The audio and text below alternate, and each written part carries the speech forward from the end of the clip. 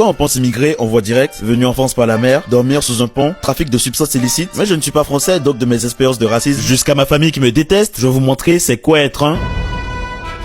Tout commence au Bénin en Afrique. J'étais en 3ème quand j'apprends que je dois venir en France et pour moi c'était fou. Mec, tu vas avoir des voitures volantes. Tu vas devenir riche, la chance. Tu nous ramènes que des bébés métis, hein. Hé ça je m'en occupe, t'inquiète pas. Bien sûr, je savais que c'était loin d'être le paradis, mais c'était un nouveau départ que j'étais prêt à prendre. Quand t'as immigré, ton premier obstacle c'était le langage et surtout l'accent. Malheureusement, ce sera toujours plus glamour de dire Pequeño hijo de puta au lieu de dire J'adore ton accent antillais. Donc quand je suis arrivé, j'étais stressé de pas m'adapter. Mais on m'a confié à des camarades de classe et quand je pensais dire enchanté, moi c'est Ronis, eux ils entendaient bonjour, je m'appelle Ronis, je viens du Bénin. Donc moi je pensais parler normalement, mais c'est juste qu'inconsciemment t'as l'accent d'où tu viens. Donc je me suis adapté petit à petit, mais c'est là que tout le monde te pose la fameuse question. Du coup frérot, tu parles africain?